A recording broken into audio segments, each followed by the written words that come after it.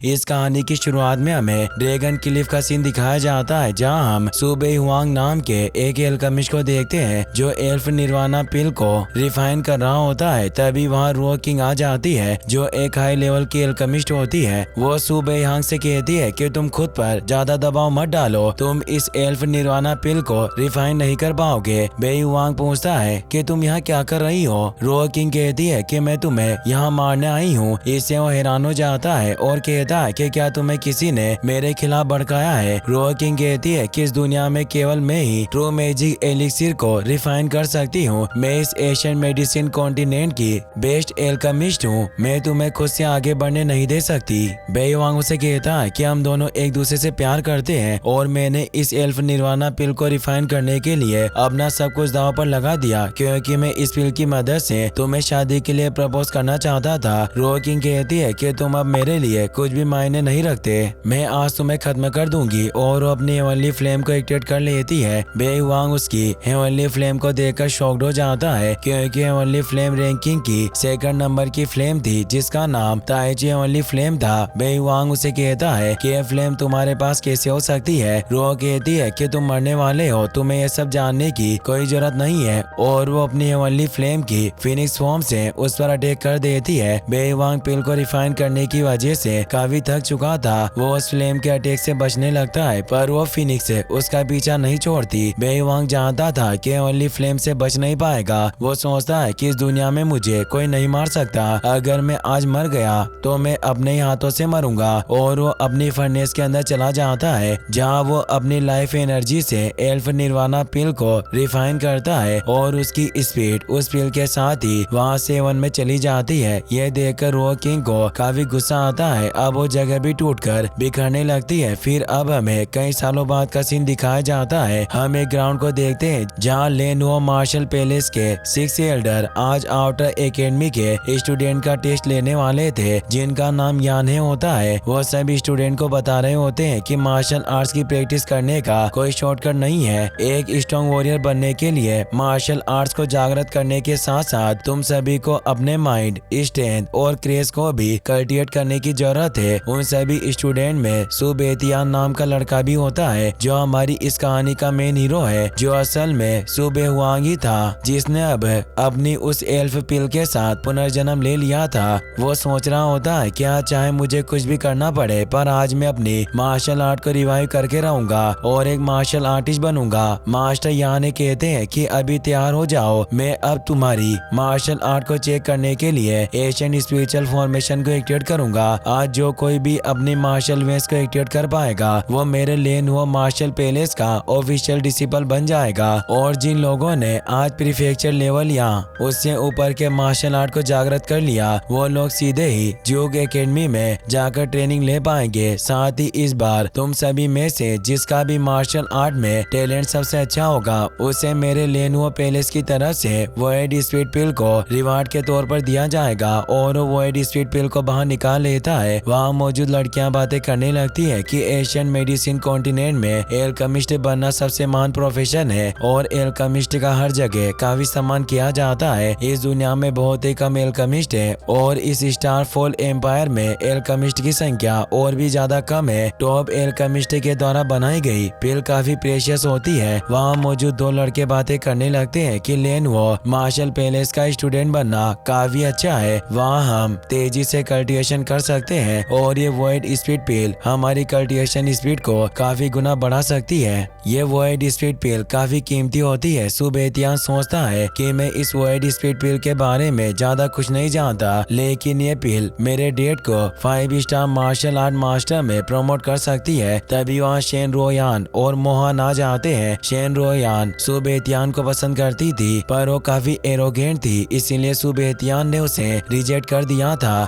जिससे सभी लोगों ने रोयान का काफी मजाक उड़ाया था। इससे वो काफी गुस्सा हुई थी। वो सुबेतियान से कहती है कि तुम अपनी इस छोटी सी पावर के साथ वर्ड स्पीड पिल को प्राप्त नहीं कर सकते। सुबेतियान कहता है कि मैं तुम्हें सलाह देना चाहता हूँ कि तुम्हें थोड़ा पीसफुल रहना चाहिए। तुम एक नैरो माइंडेड गर्ल हो जिससे तुम्हें कोई भी पसंद नहीं करता। मोहन को उस पर गुस्सा आ जाता है और वो कहता है कि तुम इतने एरोगेंट क्यों हो रहे हो, तुम सिर्फ एक हारे हुए व्यक्ति हो जिसे मेरे सीनियर हान फेंग ने एक अच्छा सबक सिखाया था। तुम तुम्हारी सू फैमिली जल्दी खत्म होने वाली है, जल्दी तुम्हारी पूरी फैमिली पर मेरे मो परिवार का हक होगा। फिर भी तुम रोयान पर चिल्लाने की हिम्मत कर रहे हो, क्या तुम अपनी स्थिति नहीं जानते? वहाँ मौजूद लड़कियों को मोहान और रोयान पर गुस्सा आता है। एक लड़की कहती है कि तुम हमारे सीनियर सुबेतियान को हमेशा परेशान करते हो, तुम्हें इन्हें चोट पहुंचाने की हिम्मत नहीं है, इसीलिए तुमने अपने सीनियर का सहारा लिया और अब तुम इन्हें शर्मिंदा कर रहे हो। तुम लोग बिल्कुल भी हम्बल नहीं हो। और सुबेतियान से कहती है कि सीनियर आपको इनकी बातों पर ध्यान नहीं देना चाहिए, ये आपके टैलेंट और गुड लक से डरते हैं। रोयान को इससे सुबेतियान पर काफी गुस्सा आता है। वो कहती है कि क्या तुम हमेशा सिर्फ लड़कियों के पीछे चिपकर रहते हो? सुबेतियान मोहान से कहता है कि यह लड़की काफी ज्यादा बोलती है, मैं वास्तव में विश्वास नहीं कर सकता कि तुम इस लड़की रोयान से प्यार करने लगे हो। लगता है तुम्हें इस लड़की की बकवास भरी बातें काफी अच्छी लगती है। उन तीनों को झगड़ता देखकर मास्टर यान है उन्हें शांत रहने को कहते हैं और पूछते हैं कि तुम किस बारे में बहस कर रहे हो। सुबेतियान विनम्रता पूर्वक उन्हें कहता है कि आपको इनकी इन फिजूल बातों पर ध्यान नहीं देना चाहिए और टेस्ट को स्टार्ट करना चाहिए। देखते हैं कि मार्शल आर्ट को एक्टिवेट करने में आज सभी में से स्ट्रॉन्गेस्ट पर्सन कौन है। मास्टर यानी कहते हैं कि मैंने सुना है कि कुछ दिनों पहले तुम घायल हो गए थे, जिससे तुम्हारी मेरिडियंस डैमेज हो गई और तुम जानते हो कि तुम्हारे लिए अब मार्शल आर्ट को जागृत करना बहुत ही डिफिकल्ट होगा।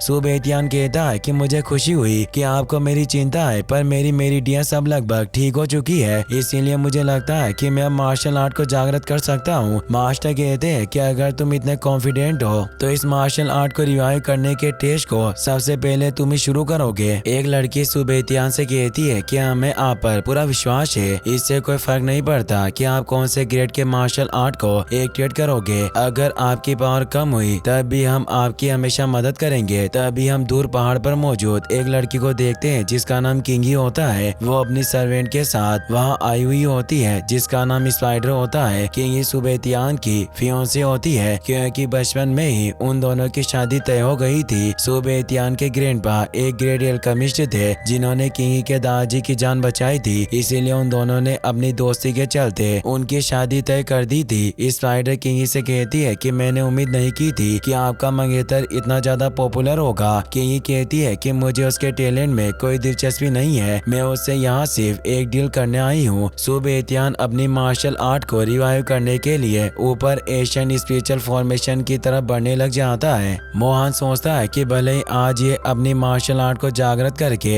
एक वॉरियर बन जाए, पर फिर भी कुछ नहीं बदलेगा। मेरी मो फैमिली जल्दी ही इसकी सू फैमिली की जगह ले लेगी और लेनवो सिटी की नई लीडिंग फैमिली बन जाएगी। जब मेरी पावर ज्यादा बढ़ेगी तब मैं इसे खुद अपने हाथों से ही खत्म कर दूंगा। मास्टर सभी को बताते हैं कि किसी की मार्शल मेरिडियंस को जागृत करने के लिए अगरबत्ती के जलने के जितना समय लगता है। अगर तुम इतने समय में अपनी मार्शल मेरिडियंस को जागृत नहीं कर पाए तो तुम कभी एक वॉरियर नहीं बन पाओगे और हमेशा एक मामूली इंसान रहोगे। सुबेतियान उनकी बात समझ जाता है और अब वो फॉर्मेशन के बीच बैठ जाता है और कल्टिवेशन करके अपनी मार्शल मेरिडियंस को रिवाइव करने लगता है। वहाँ एक फॉर्मेशन एक्टिवेट हो जाता है जिससे उसकी बॉडी में मार्शल मेरिडियंस बनने लग जाती है, पर इससे उसे काफी दर्द होता है जिससे उसके मुंह से भी खून निकल आता है। ये देखकर मोहन और रोयान मुस्कुराने लगते हैं और कहते हैं कि लड़का सिर्फ कचरे के अलावा और कुछ नहीं है। सुबेतियान उस दर्द को सहन करता है और सोचता है कि मुझे दर्द क्यों हो रहा है, मुझे अपनी मार्शल आर्ट को जागृत करना है। अब उसे अपने पिछले जन्म की बातें भी याद आने लगती है क्योंकि उसकी बॉडी में मौजूद एल्फ निर्वाणा पिल एक्टिवेट हो गई थी। उसे याद आता है कि पिछले जन्म में वो एक ग्रेट एल्केमिस्ट था। वो और रुओ किंग एक दूसरे से प्यार करते थे, पर रुओ किंग ने उसे धोखा दिया।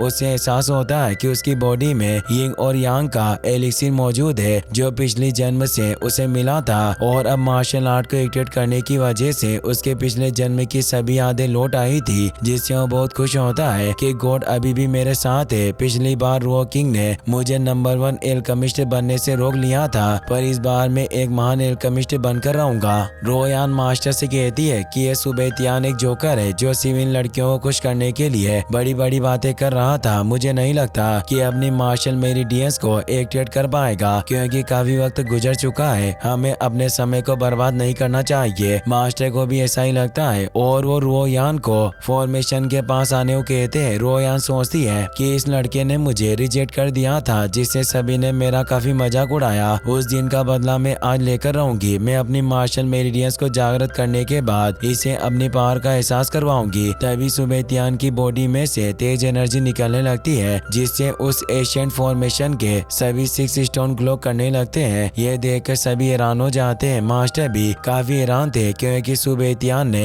हेवन लेवल की फायर टाइप मार्शल आर्ट को एक्टिवेट किया था। फायर मार्शल मेरिडियन सबसे रेयर मार्शल मेरिडियंस है और इसे 100 मार्शल मेरिडियंस में से सबसे बेस्ट माना जा सकता है। सुबेतियान ने न केवल फायर मार्शल आर्ट मेरिडियंस को जागृत किया, बल्कि उसका लेवल भी काफी ऊपर पहुंच गया है। इस तरह का टैलेंट जुएलेन हो मेंशन के स्टूडेंट को मात देने के लिए काफी होगा। रोयान को इस पर विश्वास नहीं होता। वो कहती है कि ये कभी सच नहीं हो सकता, ये लड़का सिर्फ एक कचरा है। वहाँ मौजूद बाकी गर्ल्स काफी खुश हो रही थी और वो कहती है कि सीनियर वाकई काफी टैलेंटेड है। तभी सुबेतियान अपनी दूसरी मार्शल मेरिडियंस को एक्टिवेट कर लेता है, जिससे उन फॉर्मेशन क्रिस्टल का कलर बदल जाता है। ये देखकर सभी स्टूडेंट वापस से हैरान हो जाते हैं और कहते हैं कि क्यूलिंग क्रिस्टल की रोशनी अचानक नीली कैसे हो गई। मास्टर काफी हैरान थे। वो कहते हैं कि लड़का अनपैरेलल जीनियस है। इसने फायर एंड आइस की ड्यूअल एलिमेंट हेवन लेवल की मार्शल आर्ट को जागृत किया। स्पाइडर भी ये सब देख रही थी। वो कहती है कि सुबेतियान वास्तव में इंटरेस्टिंग है और वो किंगी से कहती है कि मुझे उम्मीद नहीं थी कि लड़का बिल्कुल आपकी तरह टैलेंटेड होगा।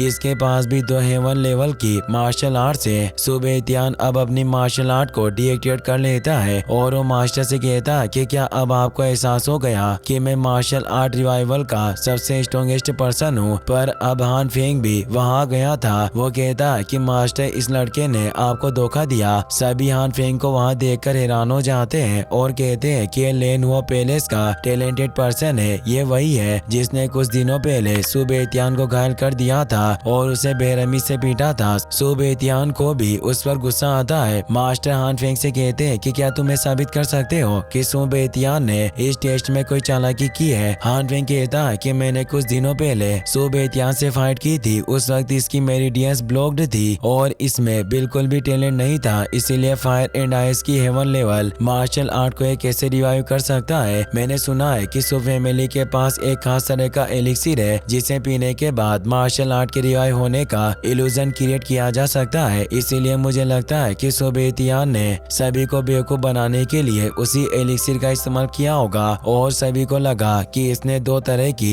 हेवन लेवल मार्शल आर्ट को रिवाइव किया है। मोहान भी आगे आकर कहता है कि मुझे सीनियर हान फेंग की बातों पर पूरा ट्रस्ट है। ये सुबेतियान बहुत ही गिरा हुआ इंसान है। ये जरूर हम सभी को धोखा दे रहा है। सुबेतियान मुस्कुराने लगता है और कहता है कि तुम मुझ पर बेवजह आरोप लगा रहे हो। अगर तुम जानना चाहते हो कि मेरे पास 2 टाइप की मार्शल आर्ट है या नहीं, तो हम आपस में एक फाइट कर सकते हैं। अगर तुम्हें मुझसे फाइट करने का साहस हो। हान फेंग कहता है कि तुम मुझे चैलेंज कर रहे हो। क्या तुम सचमुच सोचते हो कि उस एलिक्सिर को पीने के बाद नकली मार्शल आर्ट से तुम मेरा सामना कर पाओगे? लगता है तुम मेरे हाथों मरना चाहते हो। मैं तुम्हारी इस इच्छा को जरूर पूरा करूंगा। और वो भी उससे फाइट करने के लिए तैयार हो जाता है। मास्टर कहते हैं कि क्या तुम दोनों वास्तव में एक दूसरे से लड़ना चाहते हो? सुबेतियान विनम्रता पूर्वक हमें जवाब देता है। तो मास्टर अपनी पावर से वहाँ उनके लड़ने के लिए एक एरिया बना देते हैं और बताते हैं कि मैंने यहाँ बर्फ की बॉर्डर से एक फाइट ग्राउंड बना दिया है। जो भी इससे बाहर निकलेगा उसे हारा हुआ माना जाएगा। सुबेतियान और हान फेंग लड़ने के लिए आमने सामने आ जाते हैं। हान फेंग सुबेतियान से कहता है कि पिछली बार मैंने तुम्हारी बहुत धुलाई की थी, इस बार भी मैं तुम्हें एक कुत्ते की तरह मारूंगा। तुम जल्दी गुडने टेक कर मुझसे दया की भीख मांगोगे। वो अब अपनी वुड एलिमेंट पावर को एक्टिवेट करके उस पर अटैक करता है। सुबेतियान भी अपनी आइस एलिमेंट पावर को एक्टिवेट कर लेता है और उस पर अटैक करने आता है। तभी हम देखते हैं कि एक वास्प हान फेंग के फेस पर बाइट कर लेती है, जिससे वो अपने वुड पावर को कंट्रोल नहीं कर पाता। सुबेतियान को एक अच्छा मौका मिल जाता है और वो आइस पावर से उसके वुड मैजिक और उसकी बॉडी को फ्रीज कर देता है। सुबेतियान अब अपनी फायर एलिमेंट को भी एक्टिवेट कर लेता है और तेजी से उस पर अटैक करने लगता है, जिससे हान फेंग को चोट लगने लगती है। ये देखकर सभी स्टूडेंट खुश होते हैं, पर मोहन और शेन रुओयान काफी हैरान थे। सुबेतियान अब हान फेंग पर तेज अटैक करने लगता है, पर हान फेंग अभी भी हार नहीं मान रहा था। तभी हम देखते हैं कि वो वास्प इंसेक्ट हान फेंग पर नजर रख रहा था। वो उसे वापस से बाइट कर लेता है, जिससे हान फेंग दर्द के मारे चिल्लाने लगता है। सुबह तियान मौका देकर उसे एक पंच मारता है, जिससे वो नीचे गिर जाता है। हान फेंग अब कमजोर हो रहा था। यह देखकर मोहन सोचता है कि सुबह तियान एक साथ 2 एलिमेंट के मैजिक का इस्तेमाल कर पा रहा है। क्या ऐसा हो सकता है कि वास्तव में इसने आइस एंड फायर के डुएल मार्शल आर्ट को रिवाइव कर लिया हो। एक लड़की कहती है कि सीनियर सुबह तियान जिस तरह से लोगों को प्रभावित करते हैं, उससे मुझे ये बिल्कुल एक मास्टर की तरह लगते हैं। सुबह तियान हान फेंग से कहता है कि तुम अपनी हार स्वीकार कर लो। हान फेंग कहता है कि मैं अभी तक नहीं आ रहा हूँ। तभी सुबह तियान पेट में जोर से लात मारता है, जिससे वो दूर जाकर गिरता है। सुबह तियान उसके मुंह पर पैर रख देता है और कहता है कि याद रखना, जिसने आज तुम्हें चोट पहुंचाई वो मैं था, इसीलिए तुम मुझसे बदला लेना चाहते हो तो तुम मेरे पास आ सकते हो। उसने ऐसा इसलिए कहा क्योंकि कुछ दिनों पहले हान फेंग ने जब उसे पीटा था, तब उसने सुबह तियान से यही बात कही थी और अब वो लात मारकर हान फेंग को ग्राउंड से बाहर फेंक देता है, जिससे सुबह तियान जीत जाता है। सुबह तियान अब मोहन और रोयान की तरफ देखकर कहता है कि क्या तुम भी मुझ पर धोखाधड़ी करने का संदेह कर रहे हो। वो दोनों उसकी पावर से डर गए थे, इसीलिए वो कुछ नहीं कहते। किंगी और स्पाइडर भी ये सब देख रही थी। किंगी स्पाइडर से कहती है कि यहाँ बहुत ज्यादा शोर है, इसीलिए हमें यहाँ से चलना चाहिए, और वो दोनों वहाँ से निकल जाती है। सुबह तियान के जीतने की वजह से मास्टर यहाँ ने भी खुश थे। वो उसे कहते हैं कि आज से तुम हमारे लेन हो पैलेस के जुक एकेडमी के स्टूडेंट हो, और अब उसे रिवार्ड के तौर पर वो एड स्पीड पिल भी दे देते हैं। सुबह तियान उस पिल को ले लेता है। उसकी पिछली जन्म की याददाश्त वापस आने की वजह से अब उसे एल्केमी की अच्छी नॉलेज थी। वो सोचता है कि इस पिल को वर्चुअल स्पीड पिल भी कहा जा सकता है। वो पिछले जन्म के सु बेहुआंग को अपना एस्टर मानता है, इसीलिए वो सोचता है कि अगर एस्टर इस पिल को देखते तो ये पिल उन्हें बिल्कुल भी अपनी तरफ अटैक नहीं करती। पर अभी फिलहाल मेरे लिए अपनी बॉडी को बेहतर बनाने के लिए ये पिल भी अच्छी है। और वो पिल के लिए 6 एल्डर को थैंक्स कहता है और बताता है कि मैं समय आने पर जुक एकेडमी को रिपोर्ट करूंगा।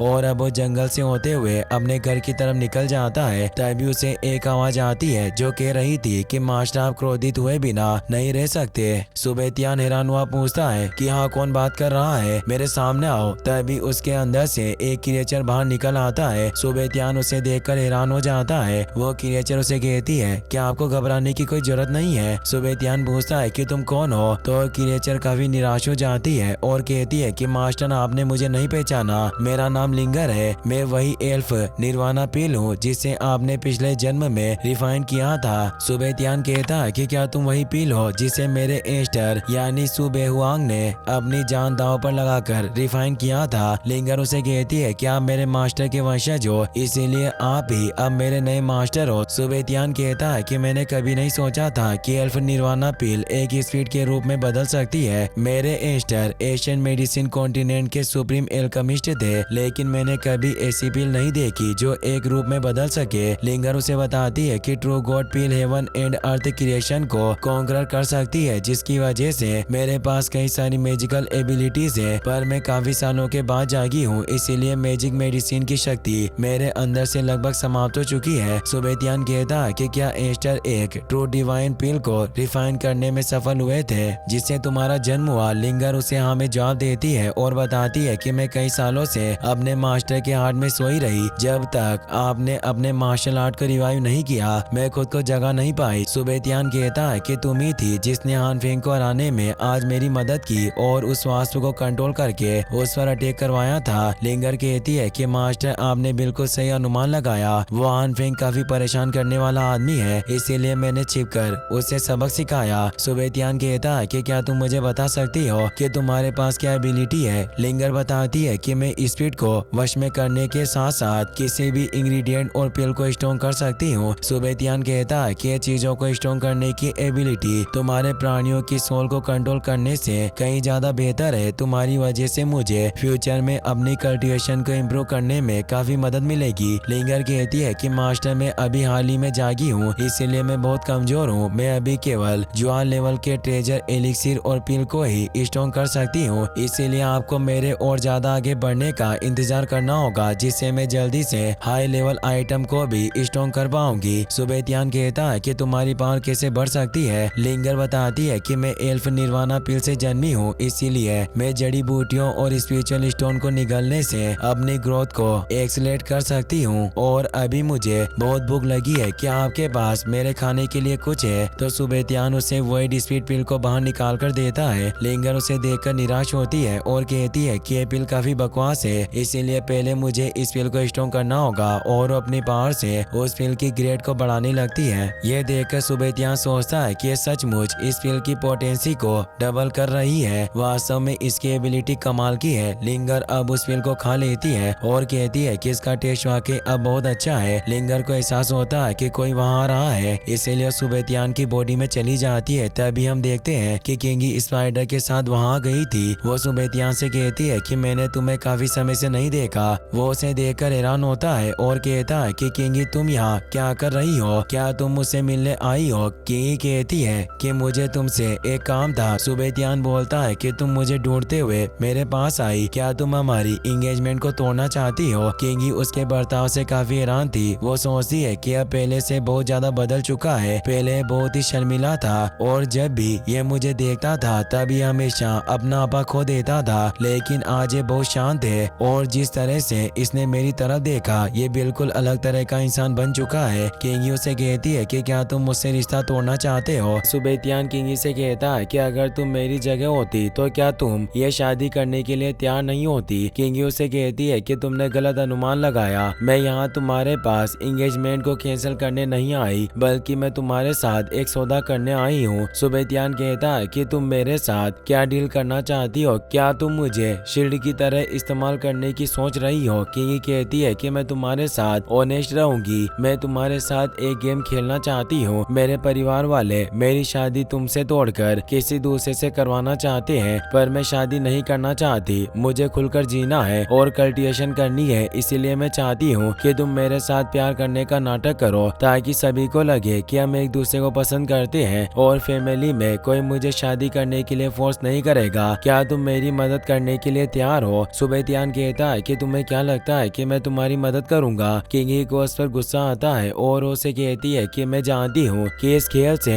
तुम्हें कुछ फायदा नहीं होगा, लेकिन मैं तुम्हारे इस काम के लिए तुम्हें अच्छा मुआवजा दूंगी। सुबेतियान कहता है कि मुझे 10 लो ग्रेड के स्पिरिचुअल स्टोन और ट्रेनिंग रिसोर्सेज चाहिए, जिससे मैं तुम्हारी इस ट्रेनिंग में पूरी तरीके से कोऑपरेट करूंगा। किंगी इससे खुश होती है। सुबेतियान बोलता है कि तुम जितने अच्छे ट्रेनिंग रिसोर्सेज दोगी मैं उतना ही अच्छा तुम्हारे साथ कंट्रीब्यूट करूंगा। और वो सोचने लगता है कि लिंगर और मुझे अपनी पावर को बढ़ाने के लिए कल्टिवेशन रिसोर्सेज की काफी ज्यादा जरूरत है, इसीलिए मैं किंगी का फायदा उठा सकता हूँ और ये मेरे लिए बहुत ही अच्छी अपॉर्चुनिटी है और मुझे इस डील से कोई प्रॉब्लम नहीं होनी चाहिए। अगर मैं जल्दी स्ट्रॉन्ग हो गया तो मैं सभी चीजों पर आसानी से काबू पा सकता हूँ। किंगी अब अपने गार्ड स्पाइडर से सुबेतियान को देने के लिए चीजें ले लेती है और वो सुबेतियान के पास आकर कहती है कि मेरे पास अभी केवल 3 लो ग्रेड के स्पिरिचुअल स्टोन और 3 लाख सोने के सिक्के हैं जिन्हें तुम रख सकते हो और बाकी के पैसे भी मैं तुम्हें जितनी जल्दी हो सके दे दूंगी। सुबेतियान उन दोनों को ले लेता है और खुश होकर कहता है कि वाकई काफी अच्छा सौदा है। स्पाइडर को ये सब अच्छा नहीं लगता। सुबेतियान किंगी से कहता है कि तुम्हें काफी देर हो गई, इसीलिए तुम्हें अब लेनोवा सिटी लौट जाना चाहिए, मैं 2 दिन बाद तुमसे मिलने आऊंगा। ये कहकर वहाँ से जाने लगता है। किंगी उसे रुकने को कहती है और बताती है कि मेरे पास कम्युनिकेशन बिड है जिससे हम दोनों को बातचीत करने में आसानी होगी, और वो उसे एक कम्युनिकेशन बिड दे देती है। फिर अब हम शाम का सीन देखते हैं। सुबेतियान अपने घर लौट आता है। वो काफी भूखा था, इसीलिए वो टेबल पर रखी हुई ड्रिंक को पीने लगता है। तभी वहाँ उसकी सिस्टर आ जाती है जिसका नाम सो किंग लियान था। वो अपने भाई को देखकर खुश होती है और उसे पूछती है कि तुम्हारा स्पिरिचुअल एनलाइटमेंट टेस्ट कैसा रहा। सुबेतियान बताता है कि आज मैंने फायर एंड आइस के डुअल एलिमेंट को जागृत किया जो हेवन लेवल के मार्शल मेरिडियंस है, और अब मैं ऑफिशियली जोक एकेडमी का स्टूडेंट बन चुका हूँ। तभी वहाँ उसके डेट भी आ जाते हैं जिनका नाम सू लुइजी होता है। वो ये सब सुनकर काफी खुश हो जाते हैं और हंसने लग जाते हैं। सुबेतियान उन्हें फायर एंड आइस के एलिमेंट को एक्टिवेट करके दिखाता है। ये देखकर लुइजी कहते हैं कि ये मार्शल मेरिडियंस काफी स्ट्रॉन्ग है, और वो खुश हुए कहते हैं कि वास्तव में तुमने 1 लेवल की मार्शल मेरिडियंस के आइस एंड फायर एलिमेंट को रिवाइव किया है, और मुझे लग रहा है कि गॉड भी हमारी सो फैमिली को बचाना चाहते हैं। सुबेतियान अपने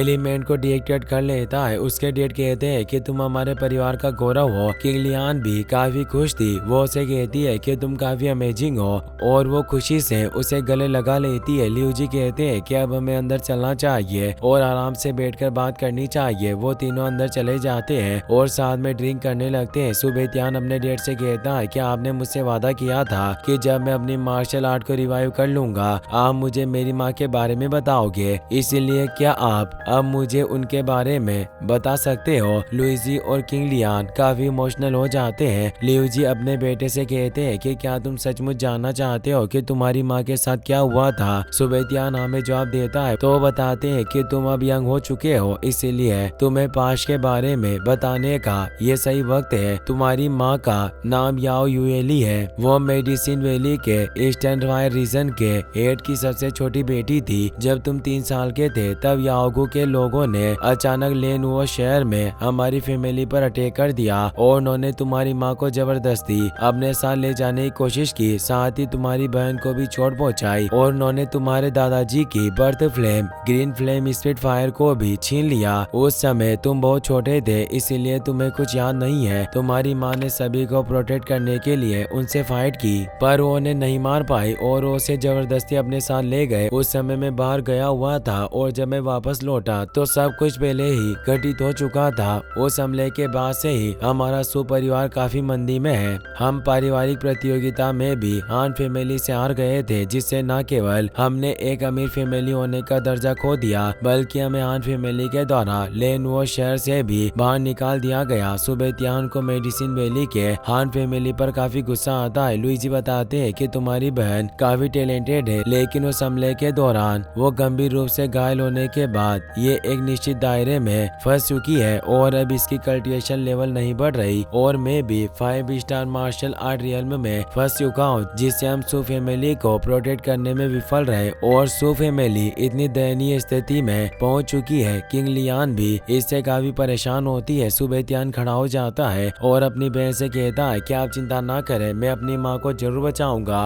और याओगू फैमिली को इसकी कीमत चुकानी होगी। मैं चाहता हूँ कि एक दिन ये मेडिसिन वैली मेरे पैरों के नीचे हो। लियूजी कहते हैं कि तुम्हें ज्यादा उत्तेजित होने की कोई जरूरत नहीं है। मेडिसिन वैली की पावर काफी ज्यादा है और अभी तुम उसके हॉरर की कल्पना भी नहीं कर सकते। तुम्हें अभी बस अच्छे से प्रैक्टिस करनी होगी और जल्दी से ग्रेट मार्शल आर्टिस्ट रियल्म में पहुंचने की कोशिश करना। अगर तुम ये योग्यता हासिल कर लोगे तो तुम आसानी से इस बार के एकेडमी में प्रवेश कर सकते हो, जिससे ही हमारी सू फैमिली को आगे बढ़ने की उम्मीद मिल सकती है। सुबह त्यान पूछता है कि डेट पारिवारिक मीटिंग को शुरू होने में कितने दिन का समय और बाकी रह गया है। लियूजी बताते हैं कि इसमें अभी 3 महीने का और वक्त बचा है। सुबह त्यान कहता है कि आप चिंता मत करना, जब पारिवारिक गुणवत्ता की बात आती है तो हमारी सू फैमिली निश्चित रूप से उस मीटिंग में जीत हासिल करेगा। लियूजी कहते हैं कि तुम हमारी फैमिली की फिक्र मत करो, तुम्हें अभी बस अपनी कल्टिवेशन पर ध्यान देना चाहिए। सुबह त्यान उनकी बात समझ जाता है। अब हम रात का सीन देखते हैं। सुबह त्यान अपने रूम में बैठकर कल्टिवेशन कर रहा होता है और हमें बताया जाता है कि इस कॉन्टिनेंट में कल्टिवेशन की 11 लेवल है, जिनके नाम